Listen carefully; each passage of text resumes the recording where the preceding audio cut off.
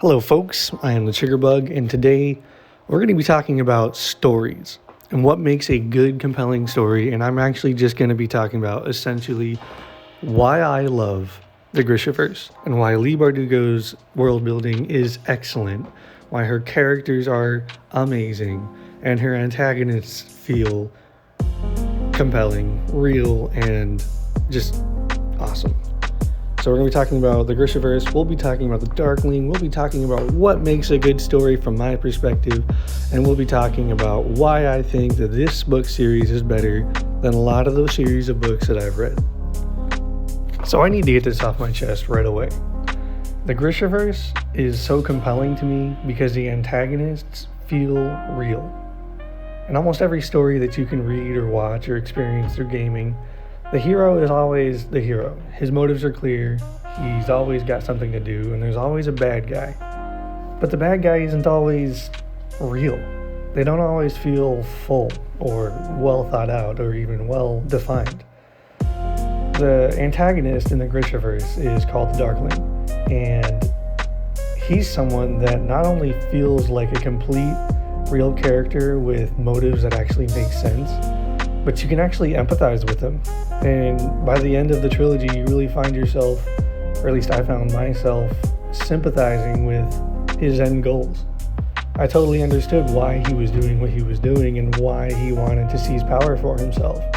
Ultimately, he viewed it as a selfless act. The thing that makes him the bad guy is just that he's willing to do anything that it takes to accomplish the goal of keeping the Grishas safe, even if that means overthrowing a government and killing some of his friends along the way.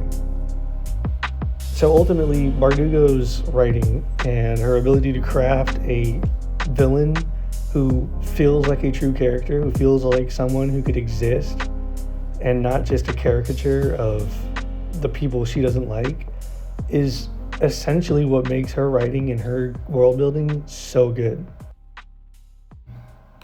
So what is the Grishaverse? The Grishaverse is the name of the world created by Leigh Bardugo in 2012. It is a fantasy which takes place in its own unique world. The first book, Shadow and Bone, released in 2012 and opened from Alina Sarkov's perspective as she arrived from her military assignment as a cartographer for the Ravkan First Army. Tasked with entering the fold, Alina soon discovers her powers as a Grisha Sun Summoner, the only one of her kind. So the first character we are introduced into is Alina Sarkov. She's the main character, obviously. She is a cartographer in the Ravkan First Army, and when we meet her, she is heading on to her first post in the Ravkan First Army. She is a cartographer, and she has been tasked with mapping the safest route between West Ravka and East Ravka through the fold. Now at this point, we don't know much about Alina other than she is a cartographer. We don't know what her motives are. We don't know what she means to the story. But what we do know is that she has strong feelings for, or an affinity towards, another character that we are quickly introduced to named Mal. Now Mal is an infantryman in the First Army. He is also, in my opinion, a very compelling character, but in a different way. Alina is very three-dimensional. She's got a lot going on, especially through the end of the Grishaverse, or through the end of the Shadow and Bones trilogy. Mal, his motivation is Alina. All he cares about is Alina. He's been best friends with her for their entire lives. They were orphans together, living in Karamzin. They've been connected their whole lives. So when Alina and Mal are introduced to their first Grisha, we get to understand what the Second Army is. They're referenced a couple times in this first chapter, but we don't really know what the Second Army is. We find out the Second Army is basically an army of elite warriors who are capable of manipulating the world around them using the small science, which is basically magic, but it's not quite magic because, well, magic is bad in this series.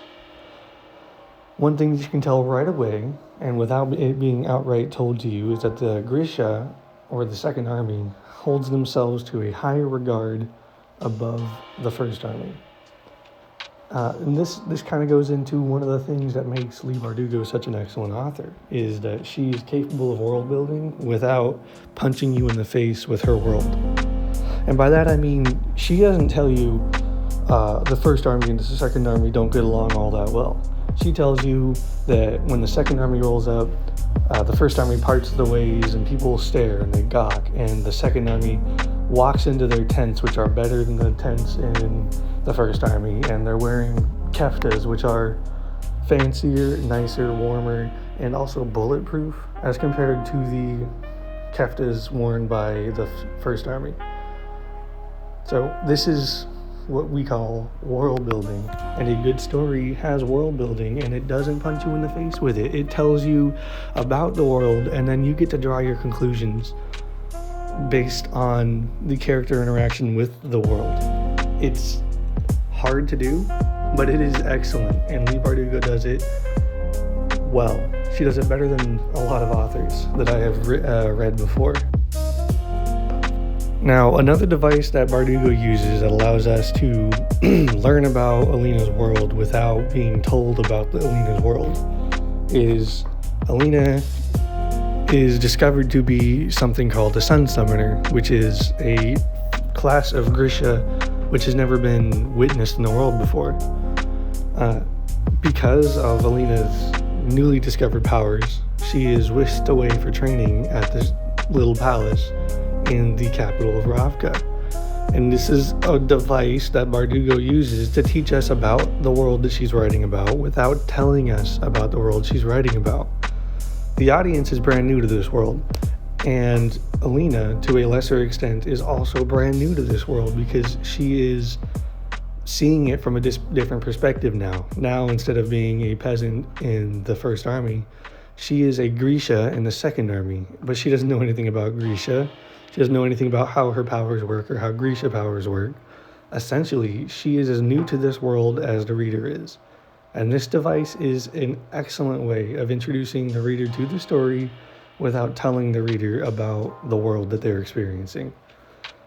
As I said, it's an excellent plot device. And Bardugo, I don't know how she envisioned this. I don't even know if she intended to write this. But I can tell you as a reader and as someone who consumes media that this is a well-written story, and it's the story that consumers deserve. And it's one of the reasons that Leigh Bardugo is in my top 10 authors, probably in my top 3. Timothy Zahn, he takes, I think, number 1, but that's just because I love Star Wars and I love Thrawn. That's another video. I'm sorry, I shouldn't be talking about that. Back to the Grishaverse. So we've talked about the world we're experiencing in the Grishaverse. We've talked about why it is an excellently built world. Let's talk about the characters. As I already said, Alina Sarkov, and she is the main character, so I'm going to be mentioning her a lot. Alina Sarkov is three-dimensional. She's not the hero. She's not the love interest. She's not the person. She is a three-dimensional character, not a caricature. She's someone that we can experience the world with. She's someone whose motives shift and change throughout the story. Her experience level changes. We get to experience her discovering her powers and how to use her powers, and her new influence, which is not really accepted by her but foisted upon her by the people in power around her. So Alina is an excellent character, and Mal is also an excellent character, but he's not the main character, is he? No. This is why good characters are not caricatures. They're not big, bold, goofy statements of humanity. They are complex. They have varying motives, and they change throughout the story.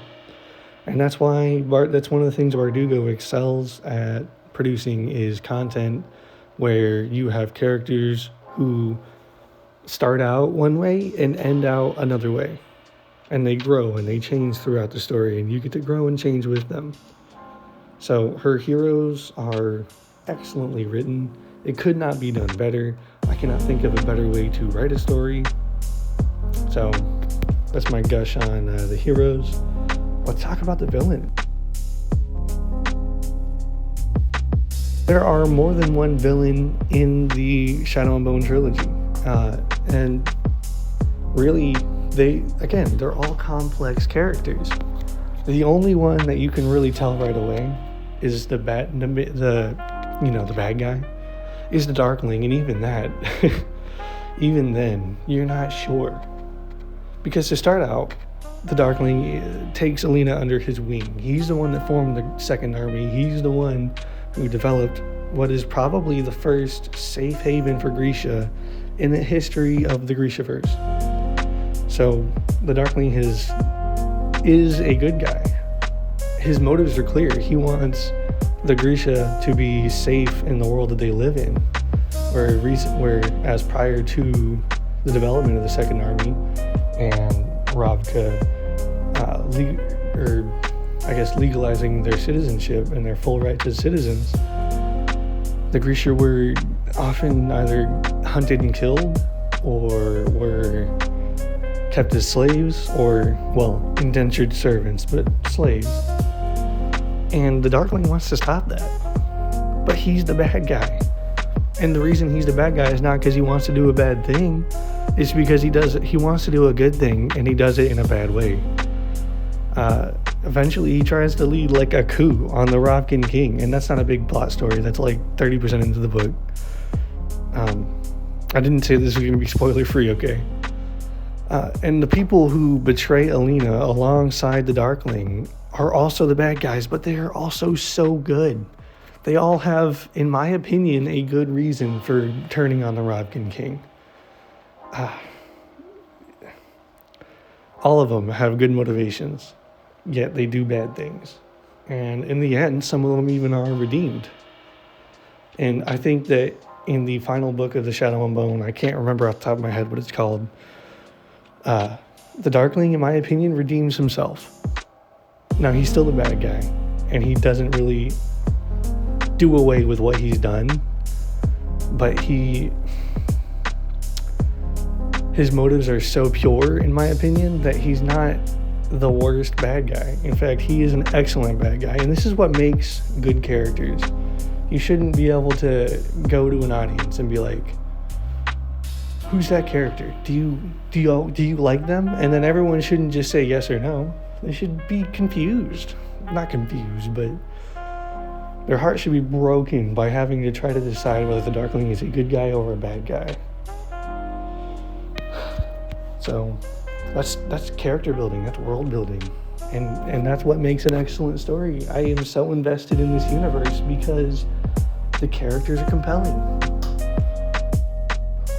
So what's an example of bad guys or bad story building? If you're a reader and you're also cheap like me, I don't have a lot of money, you may have read something that comes with Kindle Unlimited called The Traveler or The Wanderer or something like that. That story, I couldn't even get through the first book, and I don't understand how it got good reviews because it is a very poorly written story. And I'm sorry, author of The Wanderer, if you're listening to this. I'm not trying to shit on your creation, but there are no stakes. He made the protagonist in the first book too powerful.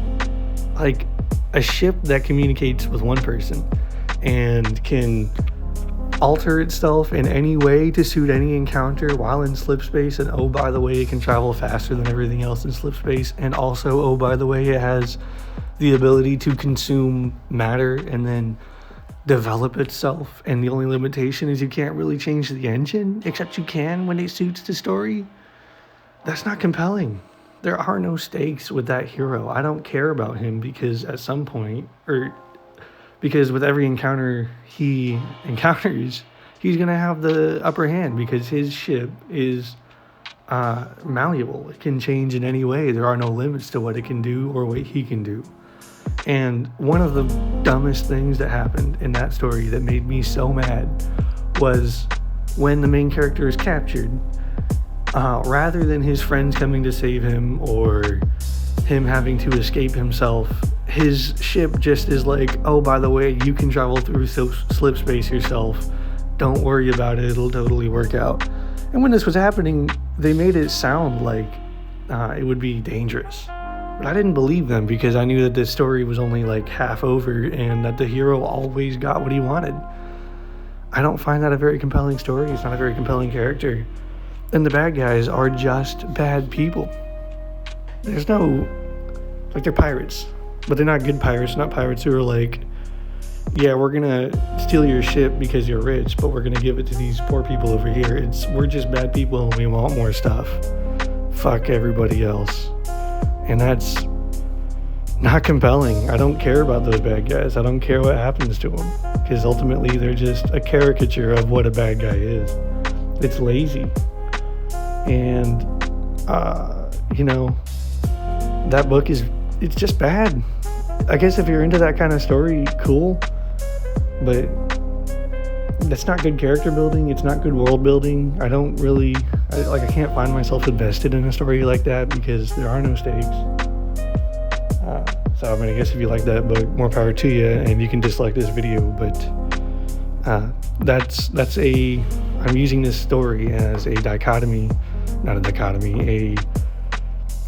an opposite picture of what makes a good story versus a bad story, and why the Grishaverse is so damn good.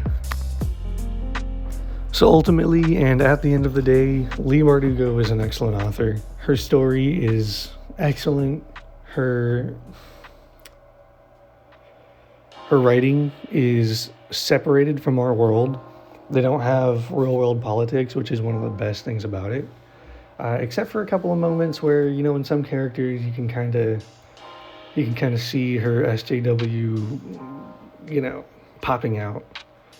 Without giving too much away, the last 10% of the King of Scars duology had this gender bender that I wasn't a big fan of, but at the end of the day it was still an excellent story. And that's, if someone can take their politics and put it in a book, whether it's by accident or it's on purpose, and I, a person who has the opposite politics, can think to myself, damn, that was a good story, then that is an excellent author. And I think that is the only drawback to the entire series that I can think of. All 7 of her books, Shadow and Bone trilogy, Six of Crows duology, and King of Scars duology, they are all well written. They all have amazing characters. They have good stories, believable villains, and I find myself wanting to read them again. And I think that when I get done with this review/love letter, I'm probably going to go right ahead and start reading them again. Or maybe I'll read some Cassandra Clare, we'll see. So at the end of the day, ultimately this story is amazing. I cannot recommend the Grishaverse, and more specifically Shadow and Bone trilogy, enough. I'm going to give them a solid 10 out of 10 if anyone's interested. You probably aren't. And I think that you should read them. You can find them on Kindle, Amazon. I'm sure that your local used bookstore has them. Support small businesses. So thank you for listening to my rant and, speech. I hope you enjoyed the background gameplay. This will be the format that I probably use for most of my videos, because I think that I'm ugly and I hate my voice. And I'm bad at animating. So, if you couldn't tell, I'm also bad at Halo. So, get used to it or don't. Whatever. Leave a like if you like the video. Leave a dislike if you dislike the video. Subscribe if you want to see more. And have a great day.